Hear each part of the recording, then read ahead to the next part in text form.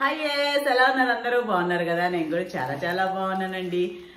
నేను ఇక్కడ ఒంగోలు గ్రామ దేవత వచ్చి ఒల్లూరమ్మ అనమాట. ప్రతి ఊరికి ఒక్కొక్కరు గ్రామ దేవత ఉంటారు కదా, అయితే ఒంగోలుకి ఒల్లూరమ్మ అమ్మవారు అనమాట.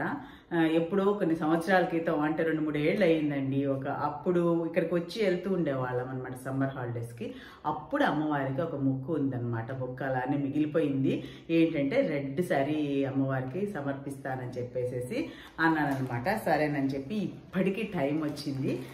సరే, ఎర్ర చీర అయితే తెప్పించేశాను అమ్మవారి కోసము.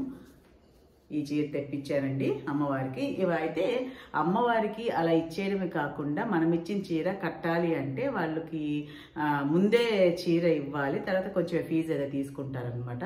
సో నేను అది కట్టేశాను, అభిషేకానికి కూడా కట్టాను అనమాట రేపు మార్నింగ్కి.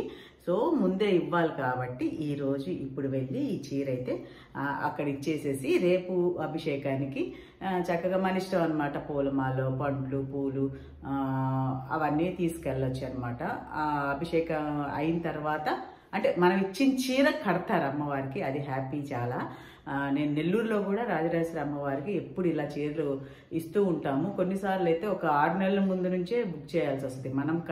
మనం ఇచ్చిన చీర అమ్మవారికి కట్టాలి అంటే అది చాలా హ్యాపీ అనిపిస్తుంది అండి. లేదంటే అలా పాదాలు తాకిచ్చేసి అక్కడ పెట్టేస్తారు పక్కన. అది కాకుండా మనం ఇచ్చిన చీర అమ్మవారు కట్టుకుంటే ఎంత బాగుంటుందో కదా. అందుకని ఎప్పుడు అలానే టైం చూసుకొని, అంటే అమ్మవారి గుళ్ళో ఇంకా ఈ మన నవరాత్రులు వస్తున్నాయి కదా, అలాంటప్పుడైతే అస్సలు కుదరవు. 1 ఇయర్ ముందు నుంచే బుక్ చేసేసుకుంటూ ఉంటారనమాట. సరే, ఒల్లూరు అమ్మవారికి ఇదే ఫస్ట్ టైం ఇస్తున్నాను. ఎలా ఉంది చీర? అమ్మవారు కట్టుకుంటే చాలా బాగుంటుంది కదా, అదనమాట. ఇప్పుడు బయలుదేరి ఇచ్చేసి రేపు అభిషేకానికి అనమాట.